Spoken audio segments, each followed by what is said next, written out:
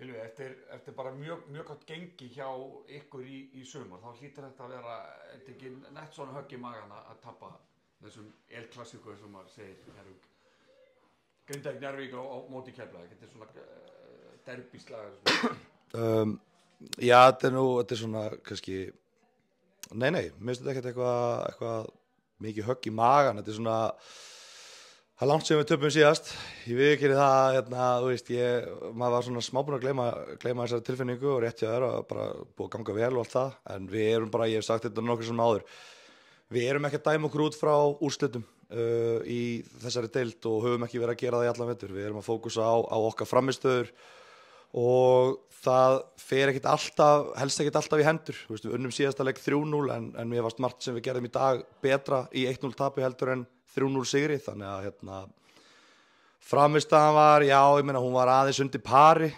klárlega, en mér fannst við samt alveg, mér fannst þær ekki skapa sér bara neitt eiginlega, ég man ekki eftir færi sem það fengu í þessum leik, bara skora eftir eitthvað klafs eftir hotspinnu, bara, þú veist, bara, já, bara getur gæst, sko, og bara, þú veist, opnuðu okkur ekkert mikið til að skapa sér eitthvað, þannig að varnarlega væri bara sáttur og það voru bara þéttar, bara, já, þú veist, bara vönduðu sig í varnarleiknum og við fengum ekki mörg færi en við fengum nóga færum til þess að skora markið í dag en ég segi bara frammistaðan er bara aðeins undir pari, þannig að við bara vinnum í því og komum sterkari tilbaka. Já, en það ekki, þú veist, jafntefli hefði verið tiltölulega sanngjörn eðlileg úrslit úr þessum leik eða ekki? Þessi leikur spilaði 10 sinnum og mig grunnar að oftar en ekki hefði hann enda bara með jafntefli, sko. Já, mögulega, eins og segi, ég er ekki að pæla í því, sko. Þú ert bara frammistaðan. Já, þú veist, við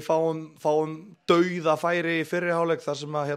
við erum bara nánast með boltan inn í markinu og bara óöfnar hann fyrir framjá, þú veist. Ef við skorum fyrsta markið þá breytist leikurinn mjög mikið, þá þurfa þær náttúrulega að fara langt út úr sínu leikplani sem að þær eru með og það er svo margt í þessu tengt einhverjum úrslitum, við reynum að verjast vel, við reynum að sækja vel, við reynum að skipta úr vörn í sókn vörn rætt og vel og já, þú veist, jú, bara jafntefli í dag að enginn getur kvarta en þú veist, ég tap í dag eða sigur bara, þú veist, eins og ég. Það er bara frammistöðan og hún hefur verið góð hjá okkur í sumar. Ertu ekki bara nokkuð ánægður með sumarið hingað til? Jú, bara virkilega ánægður. Ég held að við séum búin að koma mörgum á óvart með bara hversu gott lið við höfum náð að setja saman á skömmum tíma. Þannig að ég held að það sé bara mjög jákvætt og við erum bara búin að vera að spila vel heilt yfir, finnst mér,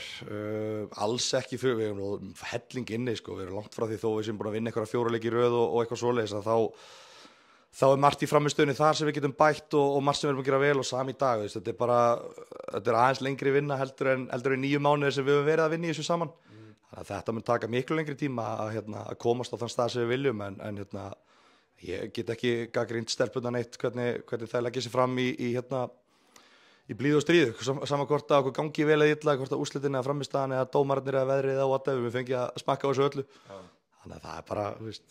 Bara áfram gakk eins og svo oft er sagt. Já, bara áfram gakk, sko. Takk fyrir þetta. Takk.